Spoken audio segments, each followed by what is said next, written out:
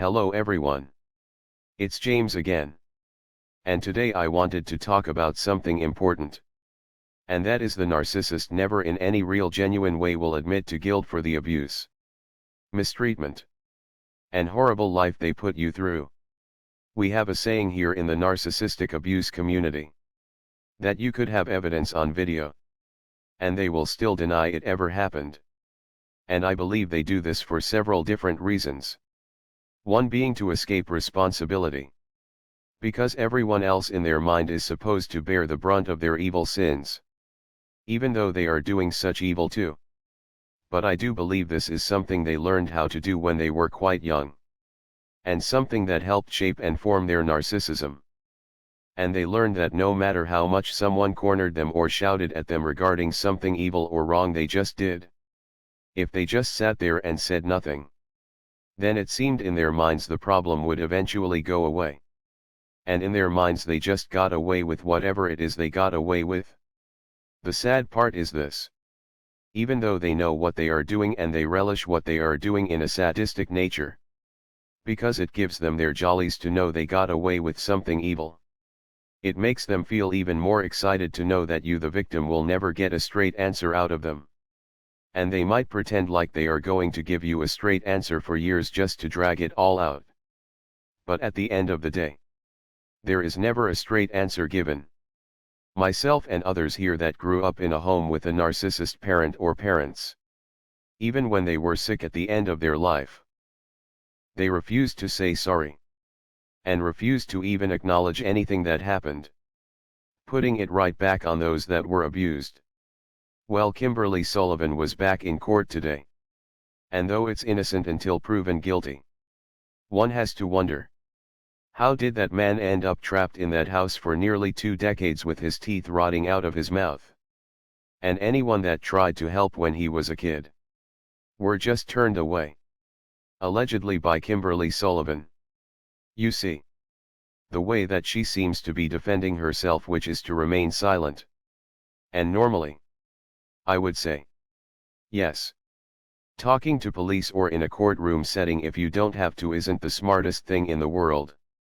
Because the system, though better than most parts of the world, is still greatly flawed, with prosecutors trying to make a name for themselves almost at any cost, and it coming out in a great many cases how evidence was withheld proving the person being prosecuted was innocent all along.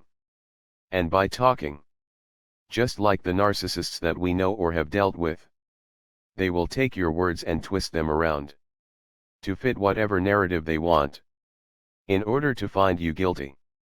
And so it appears her lawyer is taking the approach of pleading not guilty, which Kimberly Sullivan did today, and just sit there and say nothing, and let everyone else just have the trial, and for her to just sit there and take it, but to say nothing and do nothing. And if she does that, the hope is most likely there won't be enough concrete evidence to prove she did what she's being accused of. But again, how did that young man get that way? Santa Claus didn't lock him into a room for 2 decades. And the problem is, if she starts talking, it will open up another big can of worms. As investigators are looking at her daughters and possibly one of their boyfriends, it seems. As it said, they allegedly knew about the abuse this young man was going through and did nothing about it. So who abused this young man? His father that has been dead for a year? And trust me, I'm not ruling him out either. But if he was the sole reason why this young man's treatment went on like this, and let's say Kimberly and her daughters were afraid of him, wouldn't the dynamics change since he's been dead for a year now? Why not open up the locks and let that young man free? But again, if she talks, these are questions that will be asked, and she likely doesn't want to be forced to answer these questions. But most of you know that have grown up with a narcissist parent, or that dated or married a narcissist. There are times where you can ask this narcissist's questions about what they have done or what they are doing to you, and they will just sit there and zone out and say nothing. Well, that won't work in court. So she will have to not take the stand in her own defense. Because if she does and they ask tough questions, I don't know, or saying nothing won't cut it. But the question is, if she didn't abuse this young man, who did? Who did? It will be interesting to see how things play out. But I just pray for this young man. I've noticed his biological mother and sister have come out and are talking to the news. And even though I don't want to pass any judgment on them, I hope their intentions are good. But with the donations that are likely going to keep pouring in for this young man's rehabilitation, he might have several millions of dollars before it's over. And likely that will go right to medical bills. Because for those of us that live in the United States, medical of any kind is extremely expensive. But I just hope no one takes further advantage of him. Because when or if he's able to tell his story, he will likely be able to charge enough to set himself up for life. And I honestly hope he's able to do so. Because he flat out deserves it. I just don't want anyone leeching onto him to abuse him further and stealing all of the money he may one day have.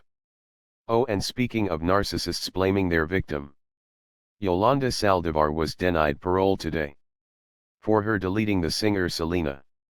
And weeks before her parole hearing, she again blamed Selena for being too aggressive when she was upset at Yolanda for stealing her money. And that Selena was part of the reason why Yolanda took out her weapon and went pew pew bang bang. But again, when push comes to shove, even when there are no legal consequences, they will put the blame on the person they abused. And the only time they will admit to wrongdoing, it's usually for something small or in the beginning of getting to know them. And they use such an apology to draw you back in. They will treat you great, and then treat you badly, and then say they don't know why they do what they do, or whatever lame excuse they give, which still isn't accepting full responsibility. But it sounds like an apology. But all it is a tactic to see if you will forgive them and take them back. It can be as simple as they ghosted you.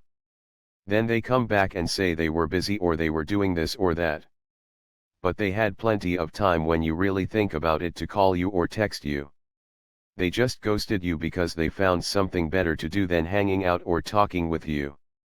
And when they come back, it's all to see if you will take their lame apology that really doesn't show them accepting responsibility for what they did. You won't hear in detail of how and why what they did was wrong. From big issues to small issues. That's what these evil demons do. That is what they do. Well, that's all I have for today. I do hope your day is blessed. And until next time, bye for now. And be good to yourself.